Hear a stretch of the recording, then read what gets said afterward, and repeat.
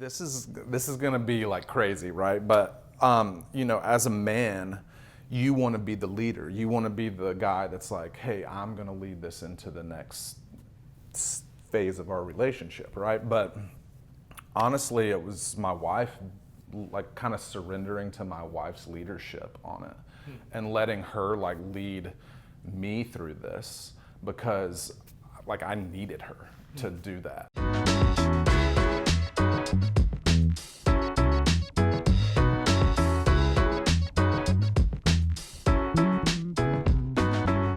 What's going on, guys? Welcome back to another episode of The Modern Man. We're excited to have you, and I'm excited to hop into today's subject matter. And for the first time ever on the show, we have a return guest. But before I introduce the guest, also got to introduce our panelist, Tim Pecoraro, all the way to the opposite side. How you doing today, brother? Doing great, man. Good to be here. Good to see all you guys again. And I'm excited to introduce our return guest, Oliver Lollis.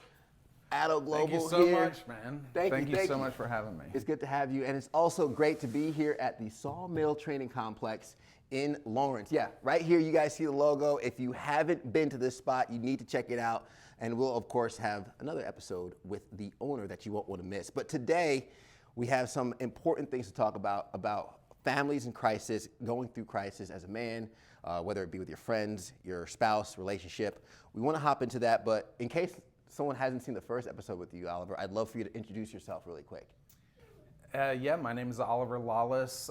Was honored to be here as a guest on the one of the episodes, and I own a company called Addo Global. We really just source medical products from wherever. We focus on the United States, but if we have to go to Asia, we'll go to Asia. But you know, it is what it is, right? Yeah. Like it's a crazy world right now that we live in. But you know, first and foremost, I'm a husband and a father, and I love my wife. I love my kids, and you know, I'm just trying to make bread. You know, out of fish and loaves. There you go. Like it. Yeah. So jumping into today's subject, I know you've had a personal experience with this. I want to talk about families in crisis, because I think a lot of people watching, especially being on YouTube, whether male, female, we all go through hard times. I think 2020, this pandemic, life in general has shown us that you never know when you're going to get punched in the face. That's right. And a lot of times, you know, fight or flight, some people react by pulling away, some people react by leaning in, and sometimes those reactions can be toxic, right? And when we talk about the relationships that we have, usually those relationships start in a good place. Like I'm sure there's some relationships that can start in the dark, but most relationships start in the good. So when the bad happens, it's something new to both. I'd love to know what your personal experience through that has been, and any maybe takeaways you've learned, Oliver, that maybe could be valuable to anybody watching that might be wanting to maybe prepare themselves for, you know, whenever the days might get dark. Yeah, I mean, that's a big question. It is. That's a big question. Sorry, that's how he started with the biggest question he can ask you, right? Oh, man. No fluff. We just go right to the meat. Yeah, I know. That's right to it. Just get into it. Yeah, so, golly, man. You know, first of all, marriage is hard.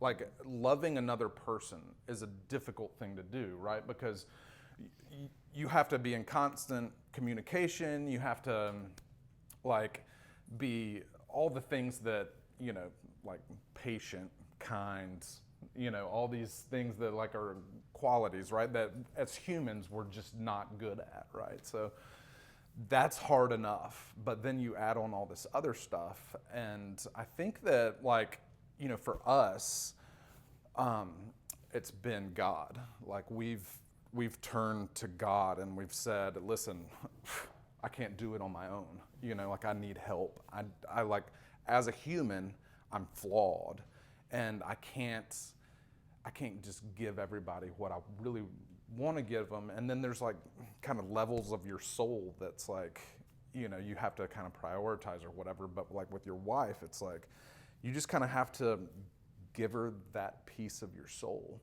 and say, like, I can't do it, right? Like, I need help. And you turn towards a community of people that can help you, like, walk that path, that have been down that road.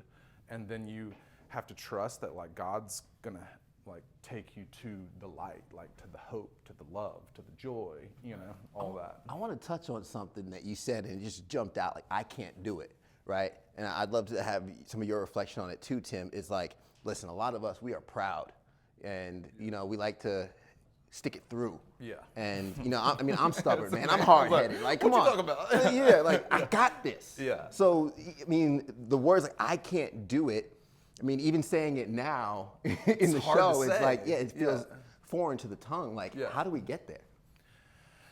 Oh, man.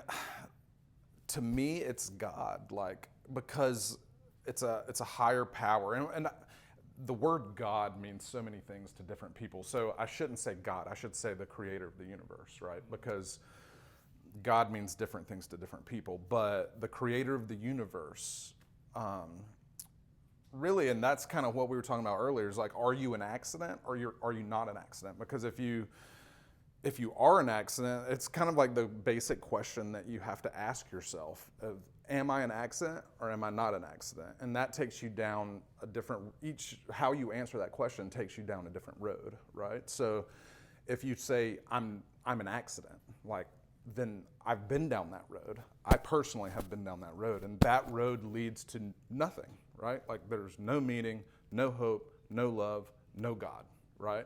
No creator, if we don't want to use the word God.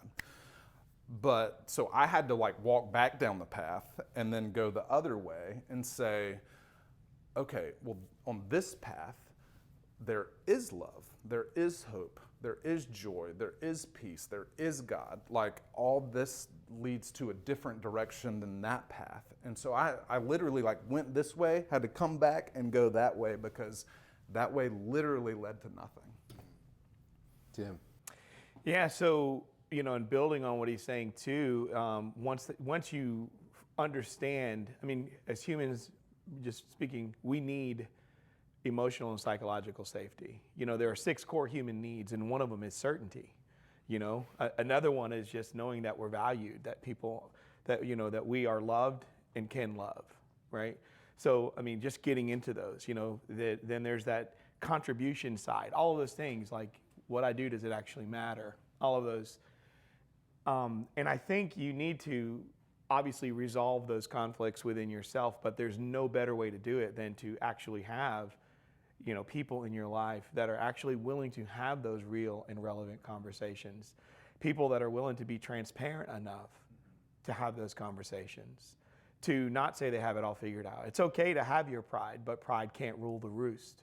You know, great book by Ryan Holiday, Ego is the Enemy. And I encourage people to read that, you know, that we need to get better at saying collaboration is the admission of weakness. I need you.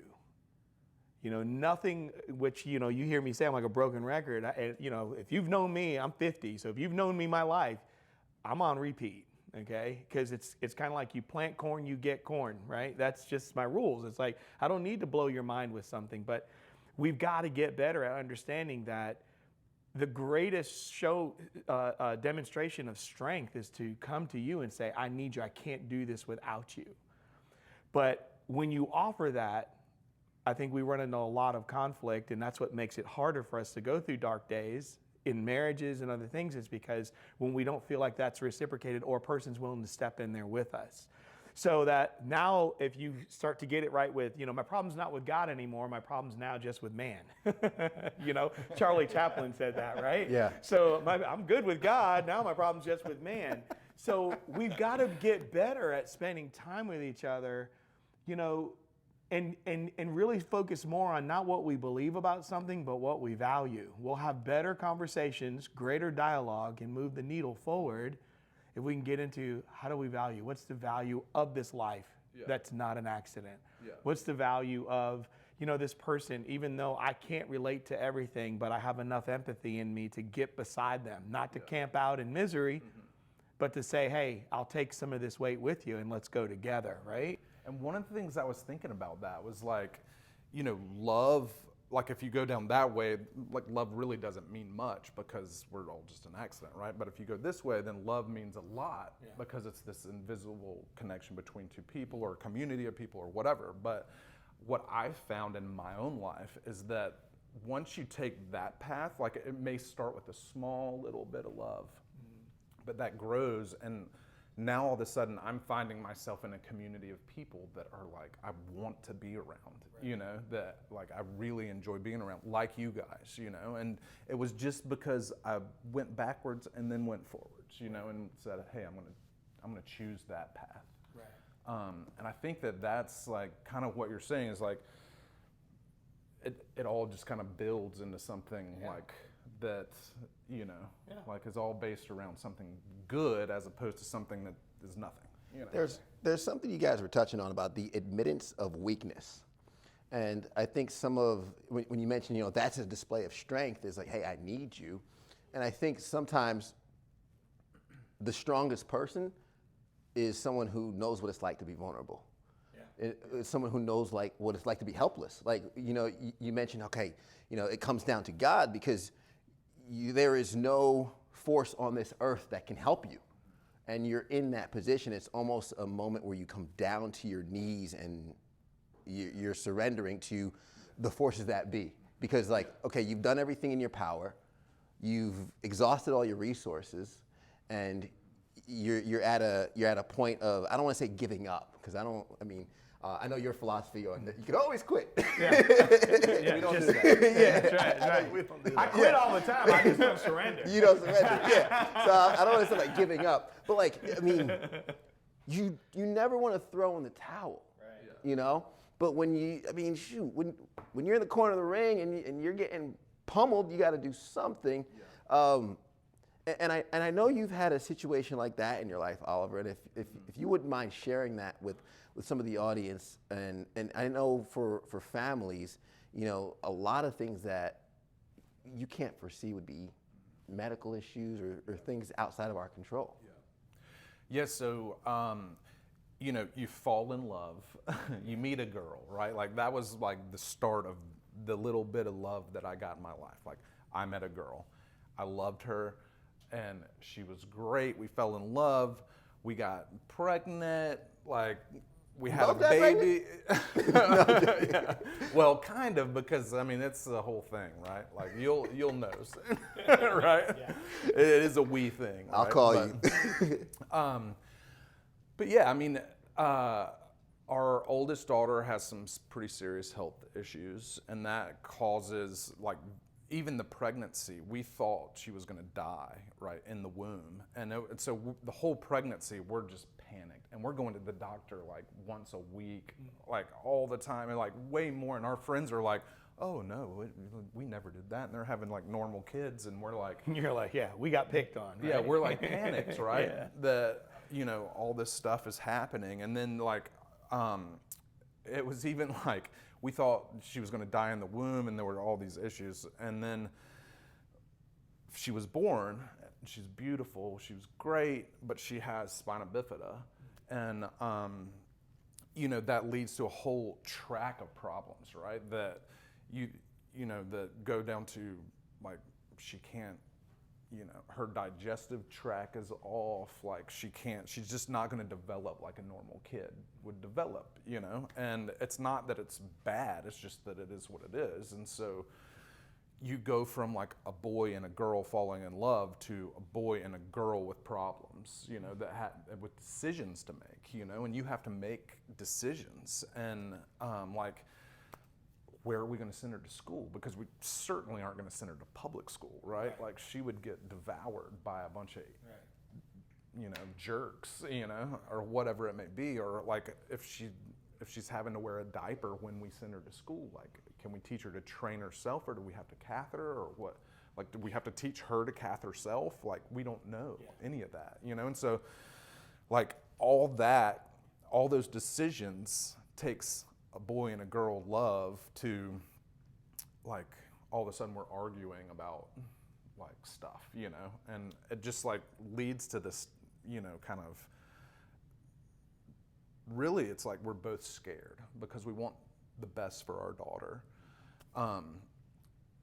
but we have to like kind of reset and say, okay, I love you, you love me, let's go from there and try to make the best decision that we can make.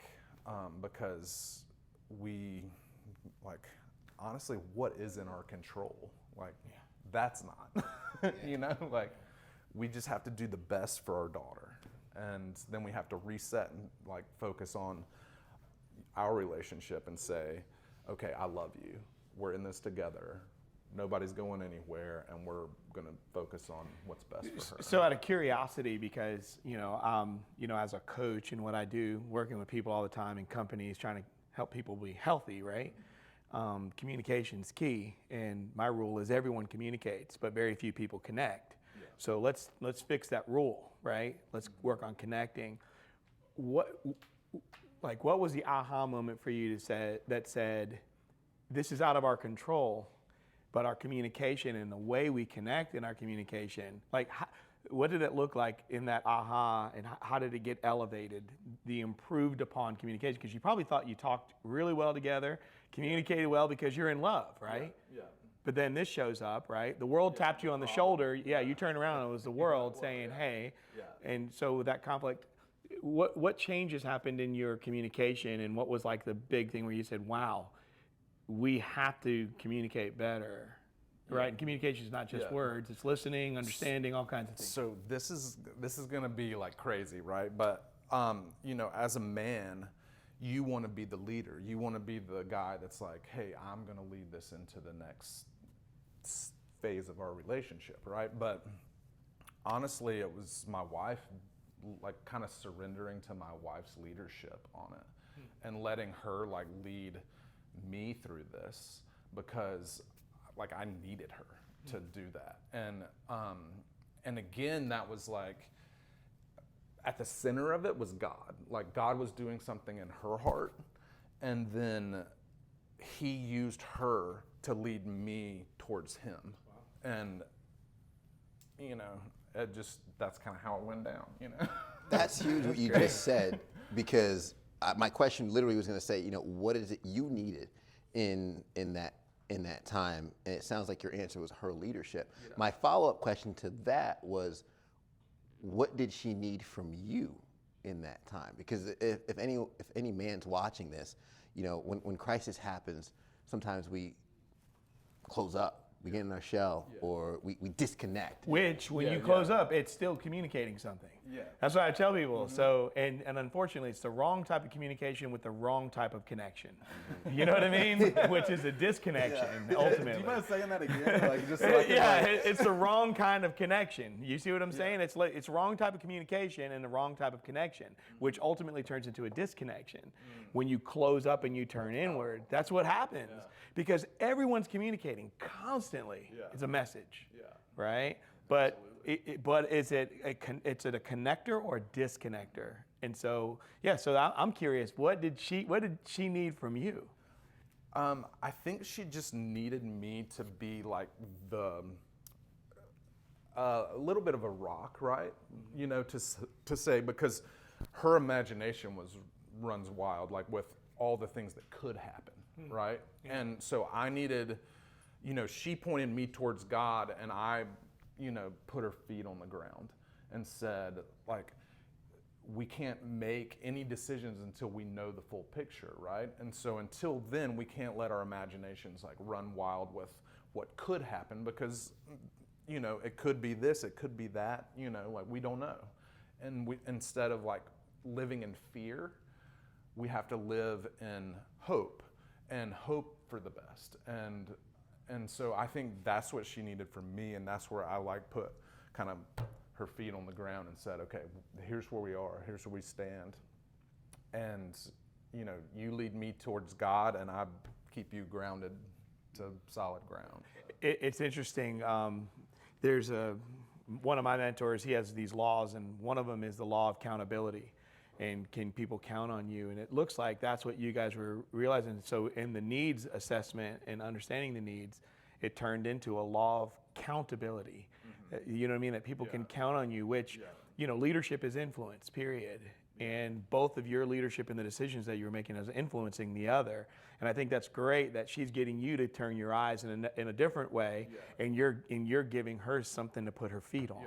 And I think that's great, Isn't that God, right? Because we always say like him when we refer to God, right? But really God is female and male, and you know, like there's benefits of like both sexes, right? So she has been like a certain view of things, and I have a certain view of things, and if we like focus on the good and bring it together, then it's like we're actually more whole and actually more like God, because you know, I can let her lead, you know, and I don't have to be scared of that. What changed when you guys started figuring it out? I mean, because, so for example, We haven't figured it out. We fair haven't enough. figured it Hey, out. that's why we're doing this show. We're all trying to figure it out, but these conversations kind of help build a bit of a blueprint. But it's great to have that understanding in terms of like, hey, grounded, leading, we got this going on. But that doesn't erase the situation that you're in, right? Yeah. Getting an umbrella doesn't change the fact that it's raining. Yeah. So I would be interested to know, is like, so how did that change the pace of things moving afterwards? I mean, it's hard to answer that question because we're still in the throes of it, right? Yeah, So we're like right in the middle of it, and you know, honestly, I feel like more full than I've ever felt in my relationship with my wife, and my family just in general, and you know, with God, but and in community, you know. So it's like, but at the same time, I'm still this flawed human being that's just wakes up every morning just like you guys, and you know, fails a little bit every day. And so I don't know how to answer that question, man. Like, I think What are you guys doing better? What do you think you're doing better? I think connecting with each other. There you go. Yeah, like you said, communication is one thing, but connecting is like a completely different thing. And it's like we were talking earlier about looking people in the eye, and like how you can like see the smile. You can see the smile. The behind mask. that. It's like that same principle is applicable in relationships, because it's like, yeah, you wake up every morning, you make breakfast, you feed the kids, you get in this routine, and then that's kind of like the mask, right? Yeah. And then you have to like look them in the eye and say like, this is my soul, right? This is who I am, this is where I'm at, and then you have to connect on that soul level.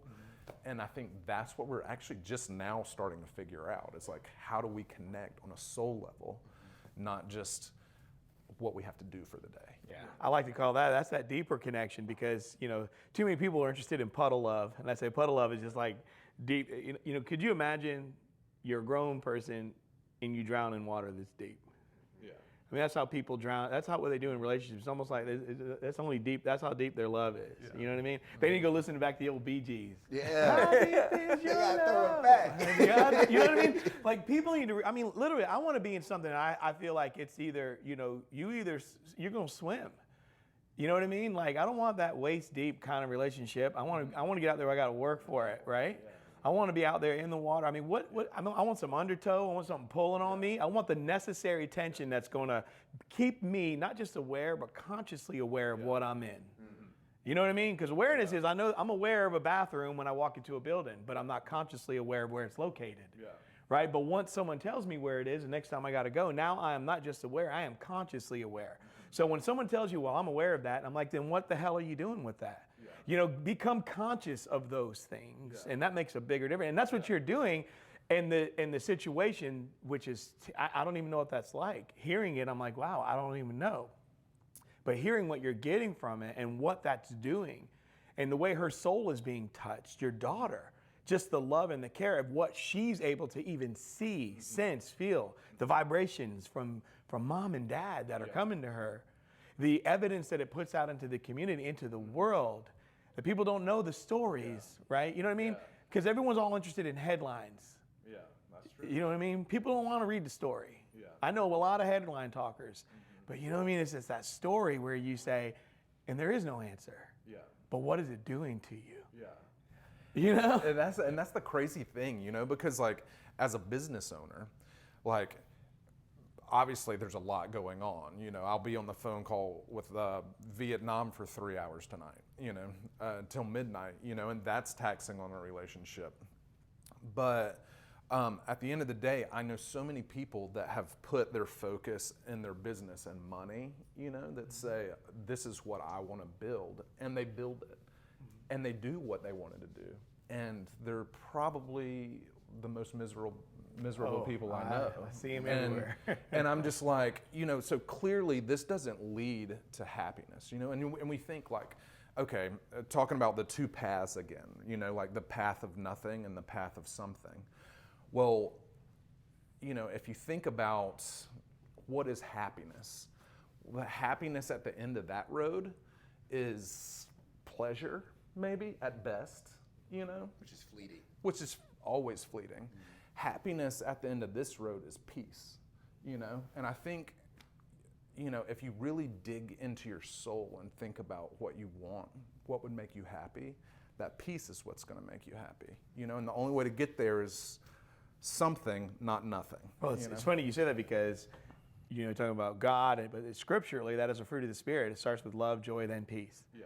If you don't have love, you can't have joy. If you don't have joy, you can't have peace. And you can't, so in other words, all the rest of the fruit is contingent on love. If your love is broke, everything else is broken, right? That's right. So when you said over here is happiness, what I tell people is it's a different happy, but happiness really translates to joy. Yeah. So joy is nothing but a collection of happy, all concrete together to where you can actually walk on it. Kind of like this. These are there's grout lines, right? Or these grooves in here, but they come together to create foundation. Yeah. So that's when I say, when people talk about pursuit of happiness, I say, well, tell me what joy you're building. Because joy is the only thing that remains.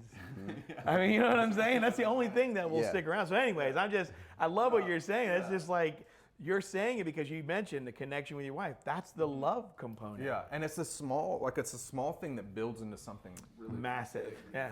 I love it. I want to jump on the word peace really quick. I want to make sure I get this question in because I'm sure we've all been there where, especially you're at home, you got kids, I'm at home, I got a dog, I got a fiance, we got things going on, and a lot of guys watching probably relish the opportunity to go in the bathroom for a couple minutes, so just for a moment's peace, right? Oh yeah. How? I'm using the toilet. Leave me alone. Like 15 minutes? Yeah. I brought the 50-inch TV in here. Leave me alone. It's like I'm just reading an article that I wanted to finish. But let's be real. There are times where we just want some peace, right? Yeah, especially right. when there's crisis going on. Yeah. And you can't be everything to everybody, and you can't always be on for somebody else. As you mentioned early on, it's like, okay, in that moment of crisis, you need to be somebody for the person you love. That's what makes love so hard. But there are times, rightfully so, we all just want some peace. Yeah. How can we balance that, give ourselves some peace without ostracizing our partner? And this is for both of you guys, because I don't even know how to start answering this. You want to take it first, or? Well, again, that's one of those deep ones. Here's the thing, and that's a great question, and and for the men watching this, always remember that every time. So even if my wife needs her break, and she does, it still carries a sacrificial element, but sacrifice doesn't have to cause injury. Mm-hmm. You should say that again. There's a sacrificial element to that desire for someone to get peace, right? Yeah. And there's always going to have that, but the sacrifice doesn't have to be injurious or cause injury. I love that. And, and so one of the things and that's a tough one because I'm still trying to figure that out. So my 23rd wedding anniversary is coming up in May, 3 wonderful kids. Congrats. Thanks, man. And we're still working at that. Because you still feel that, because the time that I'm like, gosh, I don't want you to take this break and I know you need the peace. But it's a sacrifice that I have to make, but it's getting back to knowing who the person is and remembering who they are. Mm-hmm. And where you have actually the evidence. Theories are good, right? But evidence is better. You can't convict on theory, but you can with evidence. And so one of the things that I try to do is look at the evidence when I have those needs. So in that pursuit of peace, always remember that tap on your shoulder where you feel, especially when it's your turn and you're asking them to do it, you feel justified. It's kind of like, I can violate my own standards, but you better not. Mm-hmm. You know what I mean? It's like, it's okay for me to interrupt your peace, but don't interrupt mine. So we have to get a better understanding that we're asking someone to sacrifice. Yeah. Right? And we're also understanding that it doesn't have to cause injury. And in order to create the psychological and emotional safety we talk about, and the well-being of the relationship, is work off the evidence of the relationship, which are the facts, not just a theory. Theoretically, there should be clear on it. I know that my wife needing this break is not just so she can get the hell away from me. Maybe the break is she does want to get the hell away from me, but she'll also let me know that. You know what I mean? Because we have a healthy enough relationship. Does that make sense? Oh, yeah. And that it kind of goes back to communication as well. Of like, kind of, the hardest part in a marriage is setting like boundaries and saying what you need, because also as a man, you kind of want to be everything, and you don't want to show weakness in any form, right? And so, so I think, one is saying, like, for us, like what we've realized is like she needs some time to herself apart from the kids, and I need to like step up and like, be the dad and like take the kids. And one time I said, I was on the phone, it was a business call, and I said, I'm babysitting. And she looked at me and she's like, "You're not babysitting." Yeah. You're being a dad. Yeah, Like, yeah. And I was like, "Oh no, like I shouldn't have said that." Yeah. These are your kids. Yeah, you're That's being right. a dad. Yeah. And so I was like, "Oh man, so I've never said it again." But at Well, the it end of the almost day, makes, when you say you're babysitting, she's saying you're a dad, because I've done that before. It's like, yeah, you know what, dude, I'd like to go do this, but see, I got to do this with my kids. And if your kids hear that, then they start thinking like, oh, so if I wasn't here, then you could go do what you wanted.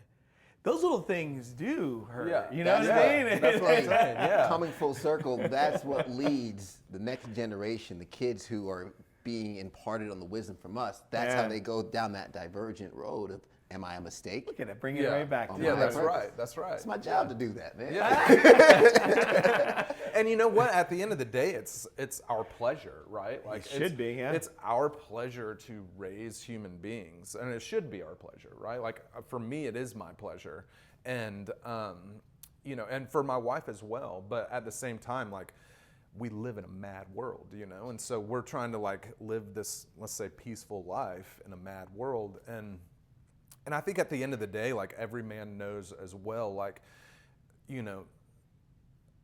there is a battle out there, right? And we're like, we would like to say, oh, I'll buy a cabin out in the woods and just never have to deal with anybody, and just escape from the world. But, the people that do that are they're miserable in their own souls, right? Like, so I think that, just embracing like the whole thing, like as a man, you're a dad, you're a husband, you're a warrior, you're like a little bit of everything. And that's where we let it like beat us down, because we feel like we have to be everything, because we are a little bit of everything, And I think that, obviously going back to like, we can't do this alone. And I think that that's what's so cool about what you're doing here and what you guys are building, is that like, it's connecting guys to guys, and obviously some women as well, but like, it's letting us feel like, hey, we're not alone feeling these things where we have to run the gamut of all these different roles, and I want to, just say thank you, because it's helped me, just being around you guys, and feeling like, hey, we're all in this together. We're not alone, and we can support each other and talk about like real issues. Dude, I mean, trust me, it's an honor and a pleasure to call you a friend. Tim, to sit across the table from you, it's a pleasure. And you summed it up perfectly. Is the fact of the matter is, I wrote it down. There is a battle out there, and us as men need to embrace it. But I think the best part is we don't have to fight this battle alone. And when when people ask where my confidence comes from, it's like, because have you seen my team? My flank is covered. And when I say my flank is covered, when the things are heavy, I can pick up my phone. I can call Tim. I can call you. I can call some friends, and I can air out my laundry and communicate with them what I'm feeling, so I can better handle myself, so I can show up as the rock for my partner when I need to. I'm going to wrap it up there, but Oliver, I can't thank you enough for not only being on the show, but sharing that story with us and being vulnerable, man. I appreciate it. I love you, brother. Love you, man. Appreciate you, man. Tim, man. appreciate you. Appreciate you. And as always, we appreciate you guys rocking with us all the way to the end. You might have to play this episode a couple times. I know we cracked some jokes along the way, but some of the things we talked about was really heavy. I went through, but the first off the bat, marriage is hard. I've heard it over and over again. I might as well just listen to that advice before I jump in, because You're about to get into it. yeah, I mean, as much as we might want to prevent it, not true, but marriage And you're is not hard. going to go in the shallow end of it either, right? You're going in the deep water. There you go. I'm jumping deep head water. first, man. I'm jumping head first, which to that point, is go where it's deep. I'm going to go down my notes to that point. Go where it's deep. And you want to feel the rip currents out, because that's how you know you're alive. Nobody wants to live a life of absolutely no input, because if you don't have that input, if you don't have that feedback, what is the pulse of your lifestyle? Also, you got me? I wrote that with a huge question mark, because when you are in crisis with your partner, you're going to want to look them in the eye and say, hey, you got me? Regardless of what that looks like, regardless of who takes the leadership, regardless of who's taking the rock, you just want to know you have that partner, you have that accountability in your relationship to take on whatever it is that you're going to be facing. And of course, sacrifice does not have to cause injury. Sometimes you need some peace. Sometimes your spouse needs some peace. Yeah, Tim dropping that one. And it's important to allow that to happen when it comes.